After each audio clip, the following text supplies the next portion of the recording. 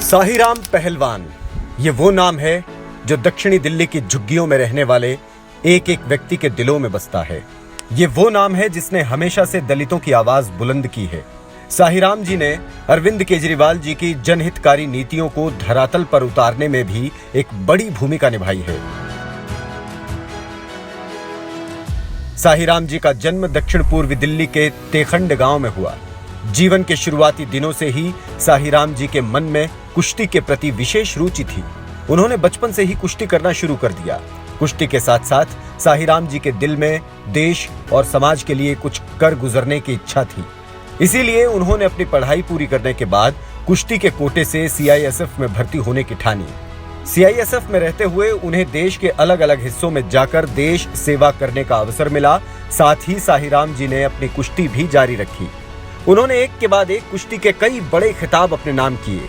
CISF से निकलने के बाद साहिराम जी ने कुछ समय जल बोर्ड में भी नौकरी की। साहिराम जी जल बोर्ड में नौकरी तो कर रहे थे, मगर उनका असल मकसद समाज की सेवा करना था।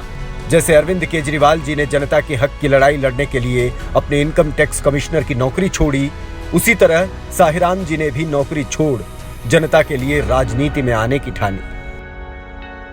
1997 में जनता के कहने पर उन्होंने निर्दलीय प्रत्याशी के रूप में नगर निगम का चुनाव लड़ा। जनता में उनकी लोकप्रियता इस कदर थी कि उन्होंने निर्दलीय रहते हुए भी जीत हासिल की। 2007 में उन्होंने एक बार फिर नगर निगम का चुनाव लड़ा और जीत हासिल कर न सिर्फ पार्षद बल्कि उप महापौर बने। 2014 में अरविंद केजरीवाल जी की प्रगतिशील सोच और गरीबों और जरूरतमंदों की बेहतरी के लिए केजरीवाल जी के ठोस प्लान से प्रभावित होकर साहिराम जी ने आम आदमी पार्टी का दामन थामा। 2015 में आम आदमी पार्टी से चुनकर साहिराम जी विधानसभा में पहुंचे। एक विधायक के रूप में उन्होंने अपनी जनता की भरपूर सेवा की। किसी को शिकायत का कोई मौका नहीं दिया। 2020 में साहिराम जी दोबारा विधायक चुने गए। तुगलकाबाद विधानसभा की जनता साहिराम जी को एक कर्मठ जनप्रिय नेता के रूप में देखती है।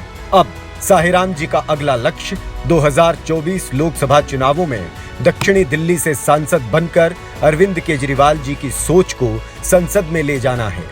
संसद में पहुंचकर साहिराम जी दिल्ली के हकों की रक्षा के लिए आवाज उठाएंगे और दिल्ली के कामों को रुकने नहीं देंगे।